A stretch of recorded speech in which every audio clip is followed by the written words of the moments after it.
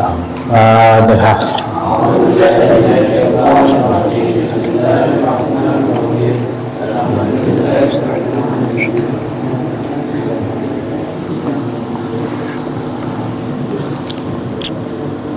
Bismillahirrahmanirrahim. Alhamdulillahirabbil alamin wassalatu wassalamu ala sayyidina Muhammadin wa ala alihi washabbihi ajmain. Qala subhanaka la ilma lana illa ma 'allamtana innaka antal alimul hakim. Qala Allah ta'ala rabbi shrah li sadri wa yassir li amri wahlul 'uqdatam min lisani yafqahu qawli amma ba'd. Qala musannif rahimahullah ta'ala wa nafa'ana bihi wa bi'ilmihi fid dharain amin. Bila ta'liqin kelawan tanpa gantungaken. Ini sifat dari bikur batin yang di atasnya. Bikur batin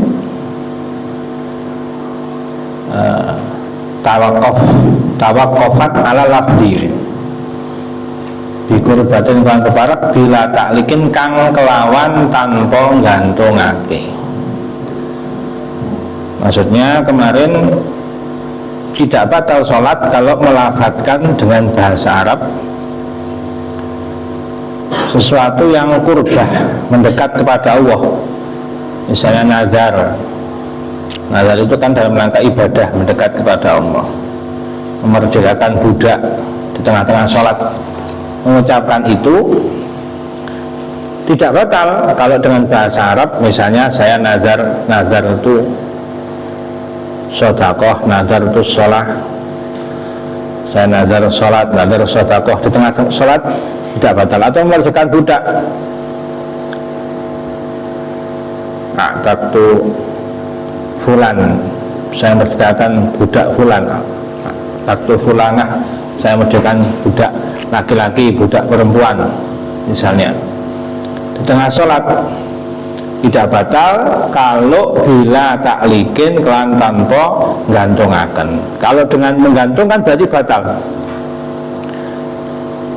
In ja'a awalu syahri safar misalnya. Kalau datang bulan tanggal 1 bulan Safar, saya akan bernazar. Nazar itu sedekah. Nah, itu namanya ta'liq. In qoma Zaidun, kalau Zaid berdiri saya akan bernazar, dengan ta'liq. Kalau ada ta'liqnya batal sholat. Wala khitobin lan tanpa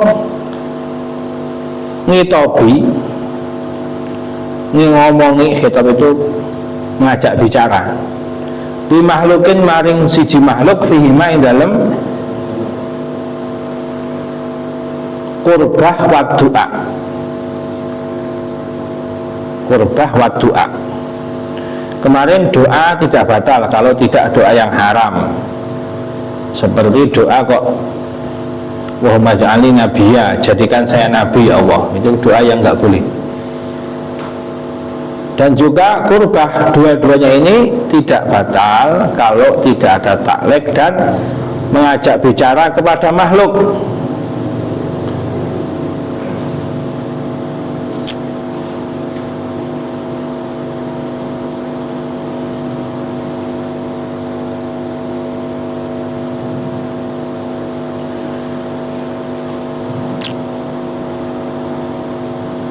Fatab tulung mongko batal apa salat bima kelawan kurbah wa du'a.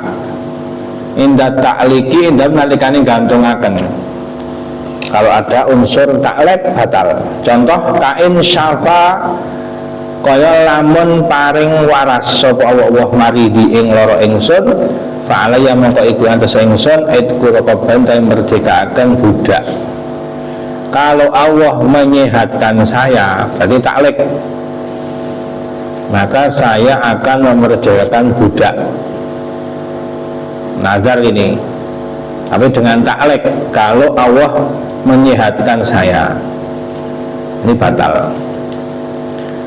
Au Allahumma utawi contoh yang doa. Au Allahumma doa Allah izir mugi ngapura tuan lima ingsun in syi'ta lamun kersa tuan. Ya Allah ampuni saya kalau engkau mau. In syi'ta ini ta'liq. nggak boleh. Kalau sholat doanya begitu, ini batal sholatnya. Wa kadzalika mengkono tabdulu indah khitab bi makhlukin ing dalem nalikane ngomongi makhluk ghairin nabi kang liyane nabi sallallahu alaihi wasallam. Termasuk batal kalau mengajak bicara dengan makhluk, tengah sholat bicara dengan orang, nggak boleh. Walaupun dengan bahasa doa, misalnya temannya wain, kubres wain, terus sebelahnya dengar, dia bilang alhamdulillah, nah sholat ini yarhamukallah, ini batal sholat karena yarhamukallah ini doa tapi bicara dengan makhluk. Semoga Allah memberikan rahmat kepadamu, berarti ngajak bicara dengan makhluk. Terus nanti yang main balas yahdikumullah wa yuslihu balakum, ini juga batal karena itu doa tapi mengajak bicara. Caranya bagaimana? Dengan dhamir hu, kemarin sudah lewat sebenarnya. Yarhamuhullah, itu nggak batal. Yahdihumullah, yahdihullah wa yuslihu balahum, begitu caranya biar nggak batal.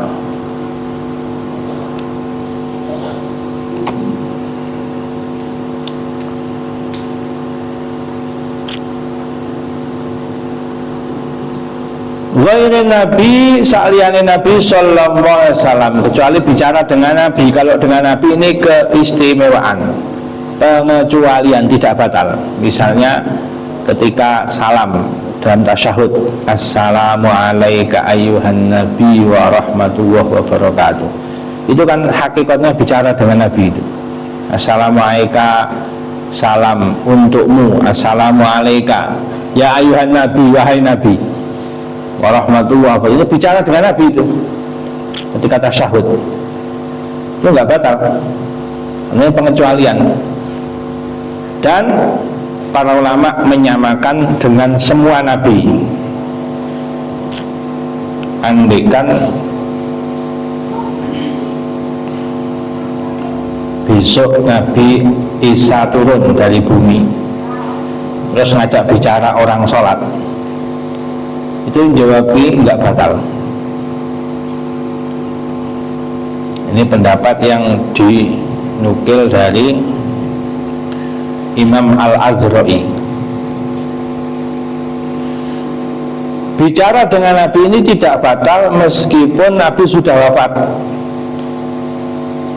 Ini pendapat Syekhul Islam Zakaria Al-Ansari. Dulu ada seorang wali, itu kalau salam dalam tasyahud itu mendengar jawaban dari Nabi, assalamualaikum ayuhan nabi wa rahmatullahi wabarakatuh. Nabi menjawab waalaikumsalam ya syekh.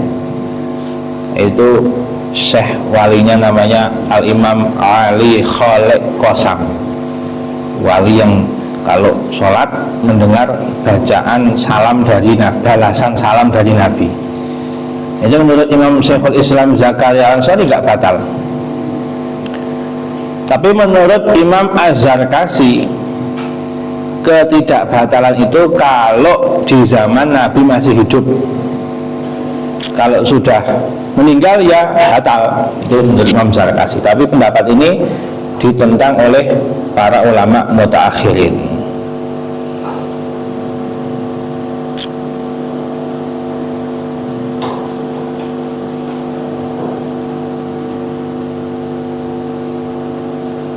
Jadi bicara dengan makhluk selain Nabi ini batal, meskipun mengandung zikir.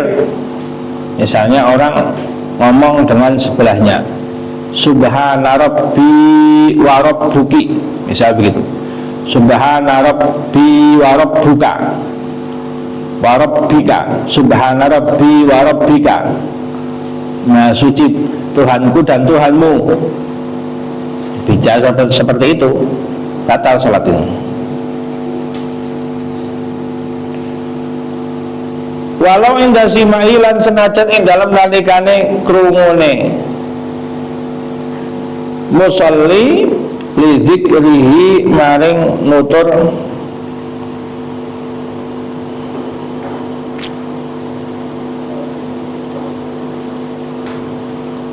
Nabi sallallahu alaihi wasallam. Hinya mbak kembali ke Nabi.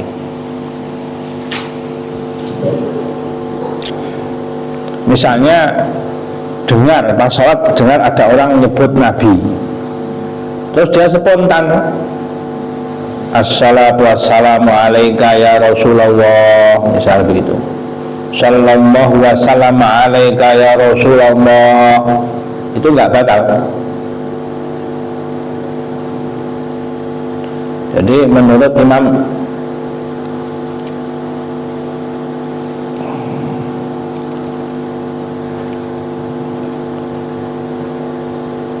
Bafadol yang punya mensyarai kitabnya Ibnu Hajar ini, tidak batal bicara dengan Allah dan bicara dengan Rasulullah sallallahu alaihi wasallam, walaupun tidak dalam tasyahud. Kalau dalam tasyahud kan kita bicara dengan Allah, at-tahiyatul mubarakatus shalawatut thayyibatu lillah, assalamu alayka ayyuhan nabiyyu, kan bicara dengan Allah, dengan Rasulullah. Meskipun tidak ditasyahud, tidak batal. Ini pendapat yang mu'tamad.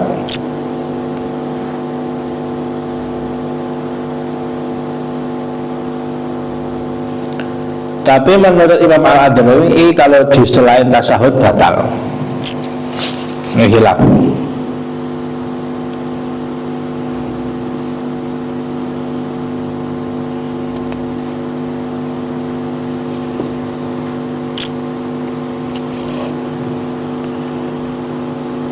Ini pendapat yang dinukil oleh Imam Adnawi ini ditentang oleh Imam Khatib Asy-Syarbini.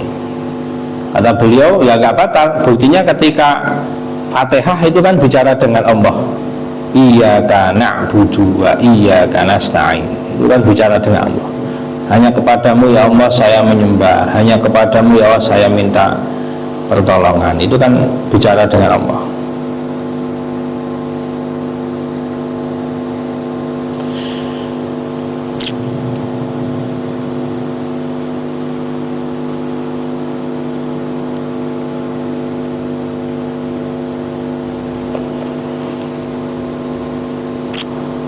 Menurut Imam Ibnu Qasim ini, bicara dengan Nabi itu tidak batal kalau khusus sholat wassalam, sholat wassalamu alaika ya Rasulullah,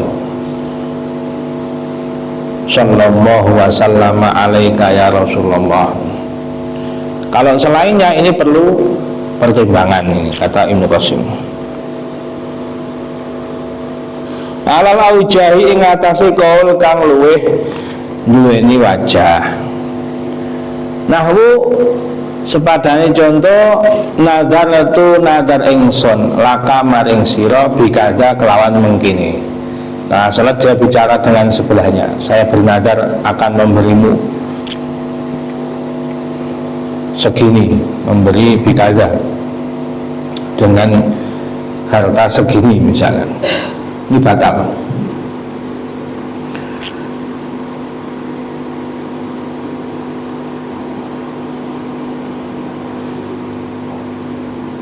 Meskipun itu untuk mayat ini. Jadi ketika orang menyolati mayat itu kan doanya kan Allahumma ighfir lahu warhamhu wa'afihi wa'fu anhu. Jadi kalau diganti dhamir ka misalnya, wahum rahimaka misalnya, rahimakallah, sama mayat bilang begitu, itu juga batal meskipun ngomong dengan mayat. Rahimakallah misalnya, wa farammahu laka misalnya begitu, batal itu.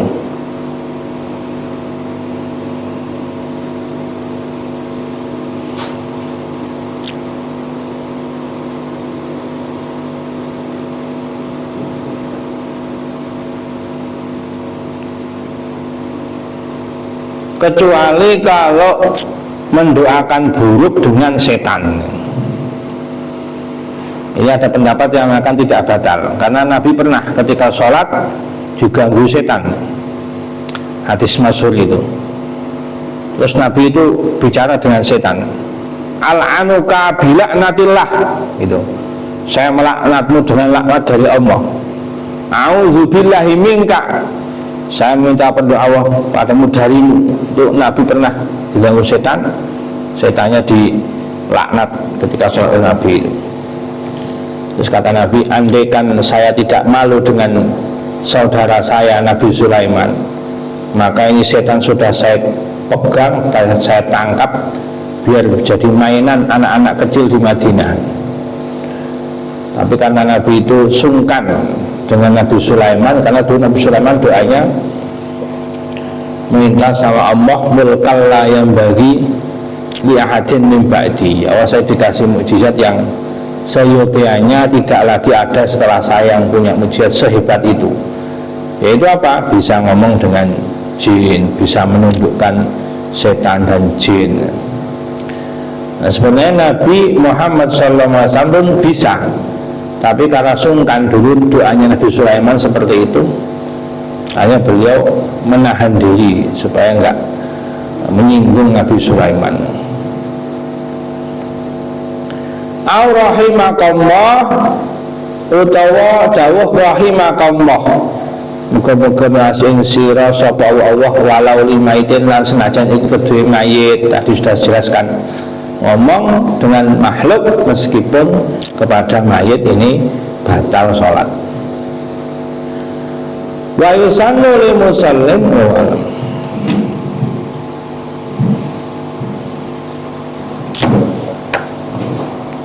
Ora paham takon.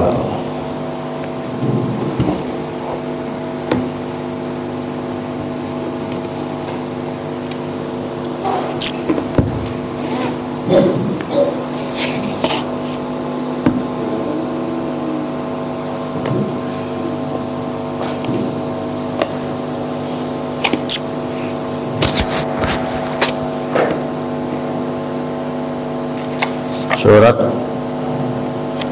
Al-Maidah ayat 12. A'udzu billahi minasy syaithanir rajim. Bismillahirrahmanirrahim. Wa laqad akhadha Allahu mitsaqa bani Israila wa ba'atsna minhum ithnay 'ashara naqiba. وقال الله إني معكم لئن أقمتم الصلاة وآتيتم الزكاة وآمنتم برسلي وعزرتموهم وأقرضتم الله قرضا حسنا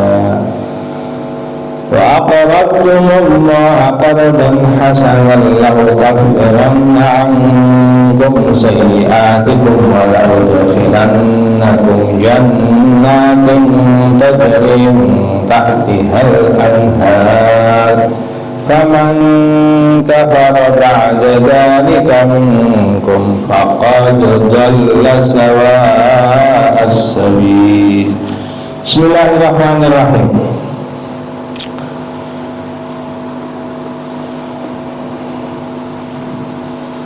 Walaqad akhadha, lan yakni teman-teman ngalap sapa Allah mitsaqa bani Israila ing perjanjian anak turune Israel. Ini kalau ada wawu dan lam taukid, laqad ini menyimpan wawu qasam. Ai wallahi laqad akhadha Allahu mitsaqa bani Israil, demi Allah bahwa Allah sudah pernah mengambil mitsak. Apa itu mitsak? Al-ahdul muakkad, itu mitsak, perjanjian yang kuat dengan anak turunnya Israel. Israel itu Nabi Yakub. Jadi ada 3 nabi atau 4 nabi yang punya nama yang sama. Nama lain dari Nabi Yunus itu Zulmun dalam Al-Quran.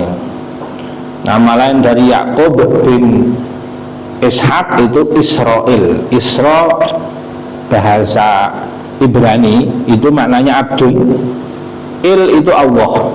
Jadi Israel itu abdullah dalam bahasa Arab, hamba Allah. Nabi Isa punya nama lain Al-Masih. Nabi Muhammad SAW punya nama lain Ahmad. Itu semuanya dalam Al-Quran. Nabi yang punya nama lain. Ini nama lain dari Yakub itu Israel. Jadi Bani Israel itu adalah anak turun Nabi Yakub yang jumlahnya ada 12, termasuk Nabi Yusuf dan Bunyamin. Setiap anak ini punya keturunan yang menjadi satu kabilah, satu suku.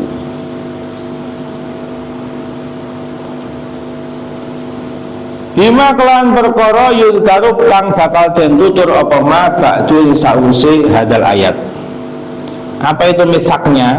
Nanti akan disebut setelah ayat ini. Nah, ini Allah menyebut orang-orang Yahudi dengan istilah Bani Israel, karena ini nisbat kepada orang soleh, supaya mengikuti jejak solehnya. Nabi Yakub itu orang soleh. Yakub bin Ishak bin Ibrahim alaihimussalam, itu Ibnul Karim wa Ibnul Karim. Ibnul Karim itu Yakub, ayahnya orang mulia Nabi Ishak, kakeknya orang mulia Nabi Ibrahim. Apalagi Nabi Yusuf itu Ibnul Karim wa Ibnul Karim wa Ibnul Karim. Nabi Yusuf itu anaknya orang mulia, yaitu Nabi Yakub, kakeknya Ishak, buyutnya Ibrahim. Kadang Al-Quran begitu, karena ini menyampaikan nanti tentang kisah panjangnya orang-orang Yahudi, pengkhianatannya, ainatnya, angasnya orang-orang Yahudi ini, keburukannya orang-orang Yahudi nanti disebutkan di ayat-ayat surah Al-Maidah ini ketika bersama Nabi Musa terutama. Sebagaimana ketika Sayyidah Maryam itu dalam surat Maryam disebut dengan ya ukhta Harun, ya ukhta Harun ma kana abuki imra'a sau'in wa ma kanat ummuki baghiya. Itu disebut, dipanggil dengan ya ukhta Harun, wahai saudara wanita Nabi Harun. Padahal kan jarak antara Maryam dengan Sayyidah Maryam dengan Harun itu 3000 tahun.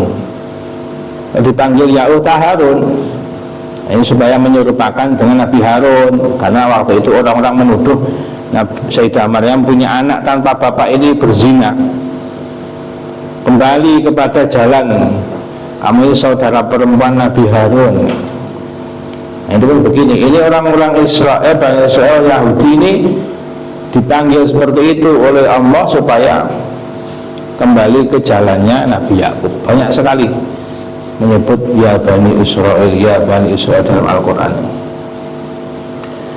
Wa ba'atsna lan ngutus ingsun Allah fihi ing dalem iku ing dalem fihi iku ing dalem ayat iltifatan oleh anil ghaibati sangge gaib. Akom lan jumunakan kita minhum sanggeng Bani Israel isnai asyara ing 12 apane naqiban, wong kang nanggung, wong kang mimpin golongan. Naqib itu pemimpin kabilah. Sebagaimana anak turun dari Nabi Yakub ada 12, ini Nabi Musa ketika memimpin Bani Israel pun dibagi menjadi 12 naqib. Ini 12 ini seperti jumlah yang sering disampaikan dalam hadis, dalam Al-Quran ini. Misalnya dalam surat Al-Maidah, nanti ayat 22 itu juga disebut, ayat 22 23,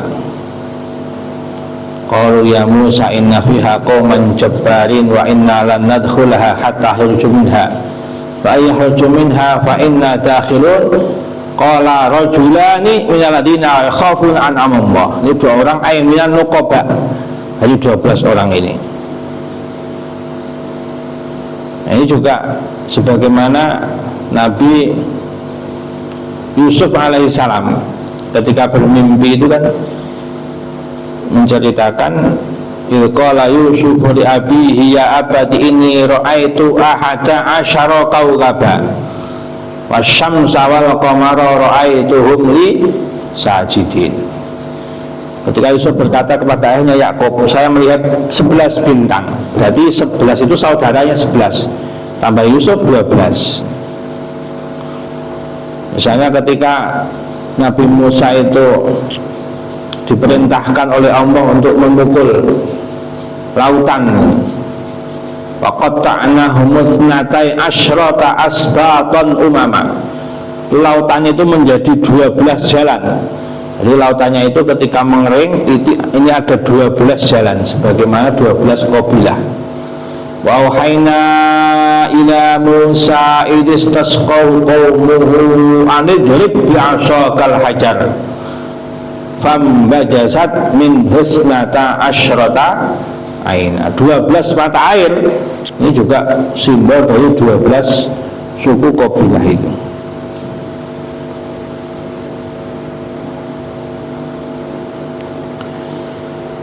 Mingkul sibtin saking saben-saben pandang, mingkul sibtin iku saking saben-saben pandang nakibun utawi nakib wong kang nguasani urusan. Jadi tidak mungkin semua 12 suku ini laporan semua kepada Nabi Musa. Kalau ada sesuatu lapor, nakibnya yang lapor kepada Nabi Musa itu. Ini juga Nabi melakukan itu dulu ketika dalam Bai'atul Ridwan. Nabi ketika Bai'atul Aqabah, dalam hadis panjang riwayat tarikh dalam Ibnu Hisam ini, itu Nabi juga ada 70 orang Ansar mau membaiat Nabi. Ini perintah Nabi, wa amarahum Rasulullah SAW ayyukhriju minhum isnai asyara naqiba. Dari 70 itu oleh Nabi disuruh 12 saja yang mewakili. Yakununa ala qaum bima fihim wa akhraju minhumun nuqaba. Nah, ini naqiba itu jamak dari nuqaba. Tis'atan minal khazraj wa salasatan minal aus. Yang 9 dari qabilah Khazraj, yang 3 dari Aus. Itu Nabi begitu. Ini 12 ini juga sunnahnya Nabi ketika membuat perwakilan ini. Nah, ini 12 ini tidak semuanya baik, kadang ada disalahgunakan. Seperti orang-orang Syiah itu ada firqah sesat namanya Syiah Isna Asyariyah, Syiah 12 imam.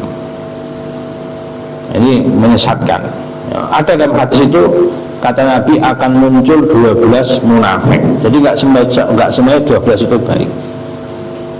Ada akan muncul 12 munafik kata Hudzaifah. Inna fi ummati isna asyara munafiqat la yadkhulul jannah wa la yajiduna rihaha. Tapi juga ada 12 yang baik. Misalnya dalam hadis Nabi mengatakan la yazalu hadzal dinu qa'iman hatta yakuna 'alaikum isna asyara khalifatan. Setelah saya nanti ada 12 khalifah. Kulluhum tajtami'u 'alaihi al-ummah. Jadi semuanya itu sepakat oleh umat. Kalau Syiah kan enggak disepakati. Jadi bukan 12 imam Syiah. La tadurruhum adawatu man adahum.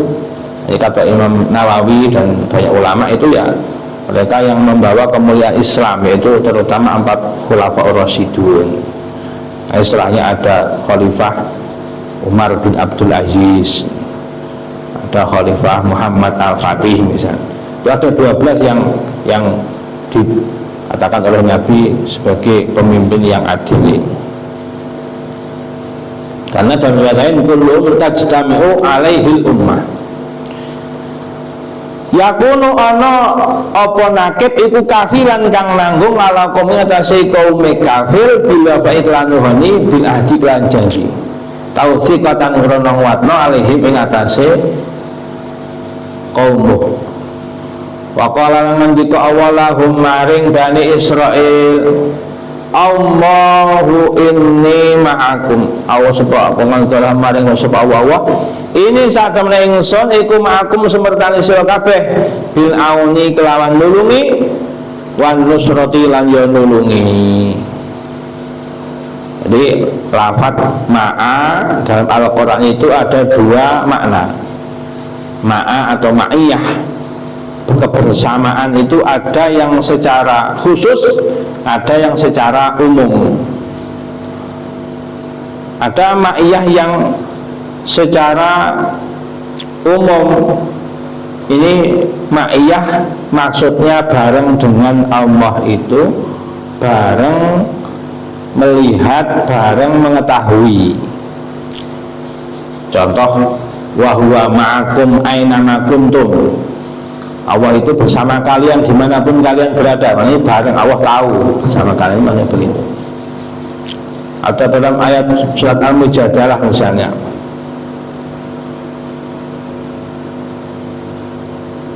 ma yakunu min najwa salasatin illa huwa rabi'um wala khamsatin illa huwa sadisuhum wala adna min dalika wala aksara illa huwa ma'hum aina makanu.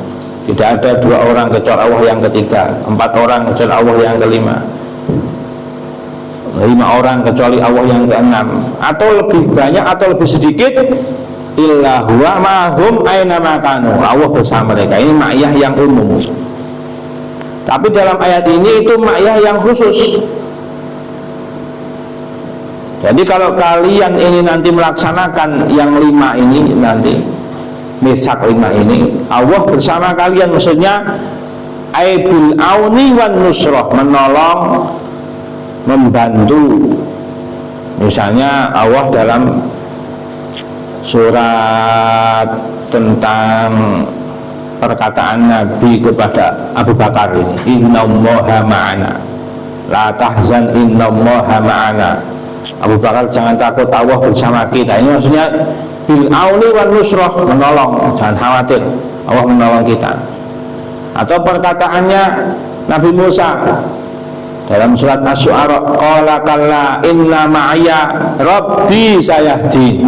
Ini juga ma'iyah yang khusus, menolong maksudnya. Atau dalam surah Al-Baqarah, wa'lamu annallaha ma'al muttaqin. Ketahuilah sesungguhnya Allah itu bersama orang-orang yang takwa. Ini juga menolong. Ma'a yang maknanya menolong. Walladzina jahadu fina lanahdiyannahum subulana wa innallaha lama'al muhsinin. Sungguhnya Allah bersama orang-orang yang berbuat ihsan, berbuat baik. Atau dalam surat Toha ketika Allah bicara dengan Nabi Musa dan Harun, qala la takhafa innani ma'akuma asma'u wa ara. Ai Musa wa Harun, ma'akuma itu maknanya ai bil auni wan nusrah. Ini ayat ini juga sama. Wa qala Allahu inni ma'akum ay bil auni wan nusrah. Lain aqamtum yaktine lamun jumenengi sira kabeh. Lain lame lamiku lamu kosamen lam kosam. Sama seperti tadi. Innya itu maknanya ay wallahi. In aqamtumus shalah wa ataitumuz zakah. Wa wallahi in aqamtumus shalah, seperti tadi itu, wallahi laqad akhadallahu mitsaqa bani Israil. Lain aqamtum lamun jenengi lamuno yaktine lamun jumenengi sira kabeh as-shalata ing salat. Apa itu aqama? Jadi jumenengi salat itu maksudnya benar-benar melakukan salat sesuai adab, sesuai syarat, sesuai rukun, sesuai tadabbur, tafakur, khusyuk. Aqamtu shalah.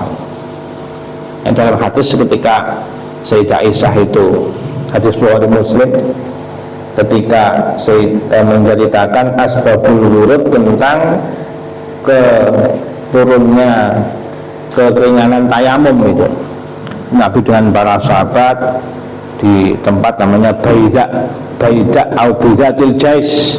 Jadi kalungnya Sayyidah Aisyah ini hilang. Hanya faqama Rasulullah sallallahu alaihi wasallam ala timasihi wa aqaman nasu ma'ahu. Jadi hanya Nabi berhenti di situ membantu mencarikan kalungnya yang hilang. Sampai selesai tidak ketemu. Yang lain pun ikut berhenti di situ, padahal di situ di tempat tidak ada air. Lama Nabi sampai duduk di pangkuannya, tidur di pangkuannya Sayyidah Aisyah ini. Itu dimarahi sama Abu Bakar. Fa'atabani Abu Bakar, ini gara-gara kamu ini jadinya kita di tempat tidak ada air, tidak bisa wudhu, tidak bisa sholat. Atau itu belum turun kebolehan tayamum, ada turun ayat-ayat tayamum, fatayammamu, hanya semuanya tayamum. Terus Nabi mendoakan keberkahan. Ini Abu Bakar, ini jangan kau marahi putrimu, sebab putrimu berkah, jadi ada kebolehan tayamum. Fa'asdal ba'ir alladhi kuntu alaihi fa'idat itu tak tahu. Ternyata setelah boleh tayamum, sholat tayamum, di situ jalan untanya. Ternyata kalungnya ketemu di bawah unta itu, kalungnya Sayyidah Aisyah. Nah, ini maksudnya aqama Rasulullah alal timasihi wa aqama nasumau. Jadi namanya orang mencari sesuatu ya berhenti di situ, dicari sampai ketemu, berusaha mencari. Nah, sholat pun begitu, berusaha untuk benar, untuk khusyuk. Di situ dilaksanakan dengan sepenuh-penuhnya, dengan sesuai tafakkur, tadabbur, diresapi maknanya, dihayati artinya yang dia baca, merasakan dia dilihat Allah atau melihat Allah. Itu sholat yang namanya aqoma begitu. Wa ataitum lan nekani sira kabeh az-zakata ing zakat. Ini berarti merupakan syariat yang sama dengan setiap nabi. Sholat, zakat itu sama. Bani Israil pun sholat, zakat. Wa amantum lan iman sira kabeh birusuli kan rasul ingsun wa zartumuhum lan nulungi sira kabeh ing rasul ay nasartumuhum tegese nulungi sira kabeh ing rasul. Ini yang menjadi pertanyaan, kenapa iman kepada Rasul malah ditaruh setelah sholat dan zakat? Padahal orang kalau nggak sholat, kalau sholat dan zakat tanpa iman nggak akan sah. Kenapa imannya malah ditaruh di belakang? Ini karena kata Imam Zamakhsyari dalam tafsir beliau namanya Al-Kashaf. Karena kelakuannya orang-orang Yahudi ini sering mengkufuri para nabi, bahkan memusuhi para nabi, bahkan membunuh para nabi. Dengan Nabi Musa, dengan Nabi Isa, ini dimusuhi, bahkan Nabi Isa mau disalib. Yang melakukan itu orang Yahudi. Makanya oleh Allah ini ditaruh di belakang supaya sholat kalian, zakat kalian tidak akan ada manfaat kalau kalian tidak iman. Wa amantum birusuli wa azzartumuhum, enggak cuma iman tapi juga menolong. Ini azzaruh, ini maknanya nasartumuh. Seperti dalam surat Al-A'raf, falladzina amanu bihi wa azzaruhu wa nasaruhu. Azzaru ay nasaruh. Wa aqradtum lan padha ngutangi sira kabeh awak-awak qardon utang hasanan kang bagus. Ay bil infaqi kelan infaq fisabilillah dalam jalan Allah. Nah, ini kenapa tadi disebut zakat, ini kok disebut infak. Ini maknanya tidak cukup orang memegang misak awal itu cuma yang wajib dok dalam masalah zakat. Yang penting sudah zakat gugur wajib, nggak perlu sedekah sunnah. Nah, ini tidak benar. Makanya oleh Allah wa aqradtumullaha qardan hasana. Ini aqradtumullaha qardan hasana, ini infak sunnah, ini tabarruk, infak, sedekah sunnah, ini juga perintah, bukan hanya zakat saja yang wajib. Jadi belum cukup hanya yang wajib saja, kalau belum sedekah yang sunnah secara umum ini belum termasuk mitsaq al-ahdul mu'akkad.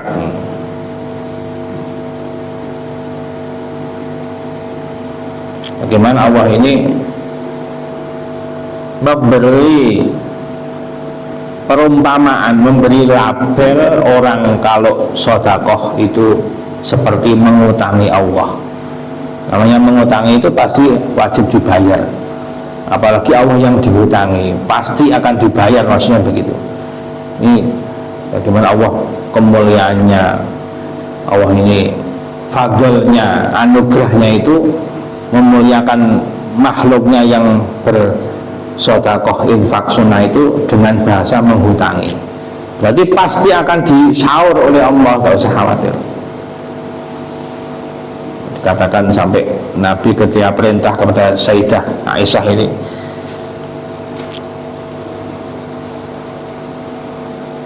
anfiqi walau bi syakti tamrin, katanya, infak kamu perempuan kepada seseorang walaupun hanya dengan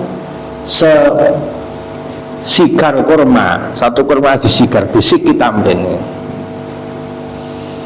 Lau kafiron yakini bakal busek, bakal ngapus ingsun temenan angkum sanggi sira kabeh sayiatikum ing pira-pira dosane sira kabeh. Ini jawab dari syarat tadi. Lain aqamtum, kalau kalian betul-betul sholat, membayar zakat, iman dengan rasul-rasul dan menolong mereka para rasul, karena orang Yahudi waktu itu nggak mau iman dengan Nabi akhir zaman, nggak mau menolong ketika dilawan, dimusuhi orang-orang Quraisy, malah orang Yahudi malah khianat, gak mau menolong Nabi ini. Kalau mau seperti itu, aqratu wa qad mau infak fisabilillah, Allah akan menghapus kesalahan-kesalahan kalian, dosa-dosa kalian ini. Walau tukhilannakum lan yektine temenan bakal manjiaken ingsun ing sira kabeh jannatin ing pira-pira swarga. Tajri kang lumaku mintah dia saking ngisore jannat apa lan haru pira-pira bengawan. Jannat jamak dari jannah. Ini dari satu mustaq yang sama dengan jannah. Jannah maknanya tertutup. Jannat itu tertutup, disebut jannat. Seperti jin itu kan tertutup, tidak terlihat, disebut jin. Kalau ada orang tertutup akalnya disebut majnun. Majnun itu orang edan, orang gila. Kenapa edan? Karena akalnya ketutup, karena majnun. Atau kadang ada disebut janin. Janin itu bayi dalam kandungan ibunya. Kenapa disebut janin? Karena tertutup dalam kandungan. Jadi jannah pun begitu. Jadi jannah itu maknanya adalah taman-taman yang tertutup rindang dengan pohon-pohon. Ini jannat. Di surga itu besok rindang tertutup dengan taman-taman dan pohon-pohon. Itu surga, gambaran surga. Faman mongko ta sapane wong kafaro kang kufur sapa man ba'da dzalika ing dalem sause mengkono misak ae ba'da dzalika misaki minggum saking sira kabeh faqad dhalla mongko teman-teman sasar sapa man sawa asabili ing jejeke dalan. Nah, siapa yang kufur setelah itu? Nah, kenapa kok disebut ba'da dzalik? Apakah kalau kufur qabla dzalik itu sama-sama kufur? Qabla dzalik pun kufur, ba'da dzalik pun kufur. Tapi Al-Quran menyebutnya ba'da dzalik. Itu dalam keterangan dari Imam Zamakhsyari, Sayyidul Kasyaf. Karena saking banyaknya nikmat, sudah dikasih nikmat segini banyak masih dikufuri. Nah, ini lebih pantas dapat siksa. Kalau orang belum dikasih nikmat misalnya terus kufur, tetap disiksa, tapi tidak separah orang yang dikasih nikmat terus kufur. Ini orang-orang Yahudi, besok nerakanya lebih dalam dibanding orang-orang Nasrani.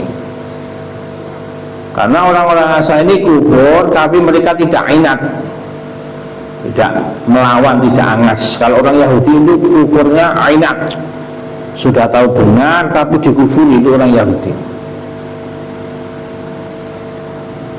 Jadi Al-Quran menceritakan lebih lengkap dibanding versi kitabnya orang-orang Yahudi.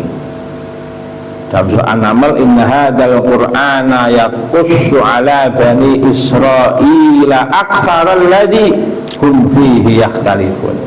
Lebih lengkap Al-Quran ini ceritanya. Banyak yang ditutup-tutupi, yang dihapus dalam Taurat, dalam Perjanjian Lama, Bible kalau sekarang punya. Tidak ada cerita itu di Al-Quran ada. Nah, lebih lengkap Al-Quran ini.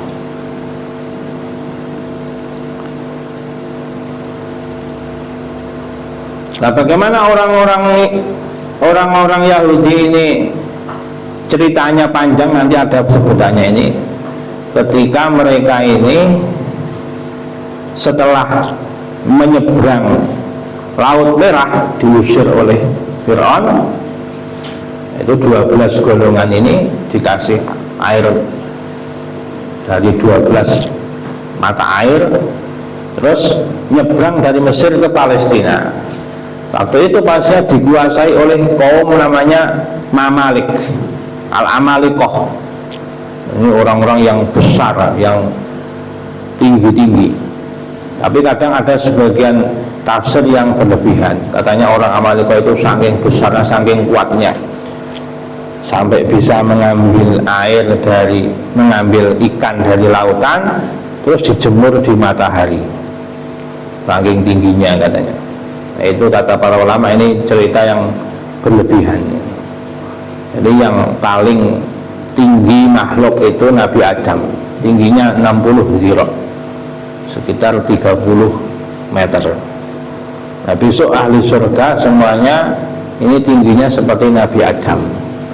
Sekarang yang kecil-kecil, yang pendek-pendek itu besok kalau di surga umurnya semuanya 33 tahun. Tidak ada yang tua, tidak ada yang kecil. Umur yang paling sedang itu 33. Tingginya seperti Nabi Adam, 30 meter kurang lebih. Nah, ini orang-orang Yahudi itu oleh Nabi Musa 12 orang perwakilan, jangan sampaikan ke yang lain kalau ini orang Amalikoh ini besar-besar, kuat-kuat, nanti mereka ketakutan. Tapi khianat, 12 orang ini nanti khianat. Akhirnya orang-orang Bani Israel nggak mau ikut jihad dengan Nabi Musa melawan orang-orang Amalikoh ini. Ini kata orang-orang Yahudi ini. Qalu ya Musa inna lanadkhulaha abadan ma damu fiha fadhhab anta wa rabbuka. Enggak mau kami itu kalau mereka masih di sana. Surah Al-Maidah nanti itu. Kau sendiri saja yang perang sama Tuhanmu. Ini orang-orang Yahudi sering bilang begitu. Ud'u rabbaka yubayyin lana ma hiya. Ud'u rabbaka yubayyin lana ma launuha. Jadi seakan-akan Rabbuka, Tuhanmu Musa, bukan Tuhan kami. Ada bahasa isyarat begitu dalam Al-Quran. Ini orang-orang Yahudi begitu. Ingatnya ini dengan Nabi Musa banyak sekali membantah, banyak sekali menentang perintahnya Nabi Musa ini. Faqad dhalla sawa as-sabil ay ata tegese luput sapa man tariqul aki ing dalan kang jejeg. Pasal utelafat sawa bil ahli asal iku alwasatu tengah-tengah. Karena qadu mongko padha ngrusak sapa alladzina Bani Israel al-misaqo ing perjanjian. Tapi kalau mereka mau masuk Islam ini sebagaimana Abdullah bin Salam, ini salah satu orang Yahudi yang mau masuk Islam. Itu tadi dijadikan walau dakhilannakum jannatin tajri min tahtihal anhar. Diberikan surga yang di bawahnya mengalir sungai-sungai. Sungai apa saja itu yang di surga? Dalam surat Muhammad, masalul jannatil lati wa'idal muttaqun fiha anharum min ma'in ghairi asinin. Ada sungai di surga itu dari air mata yang jernih, asinin, tidak kotor, tidak keruh, bening airnya itu, airnya nggak pernah keruh, murni, tidak asin, tawar. Wa anharum min labanin lam yataghayyar ta'muh. Ada sungai dari susu. Susunya ini juga tidak berubah rasanya. Kalau susu di dunia itu kalau kelamaan ya basi, nggak enak, kadang amis, kadang macam-macam rasanya. Tapi kalau susu surga itu tidak pernah berubah enaknya itu. Wanharum min khamrin lazzatil lisyaribin. Ada sungai dari khamr, tapi khamr di surga itu lazzatil lisyaribin, enak diminum itu. Kalau khamr dunia itu tidak enak rasanya. Khamr dunia itu tidak enak, seperti kencing kuda rasanya, tidak enak khamr dunia itu, bikin mabuk, merusak akal. Tapi kalau khamr surga itu enak diminum. Wanharum min asalim musaffa. Ada bengawan sungai itu dari madu.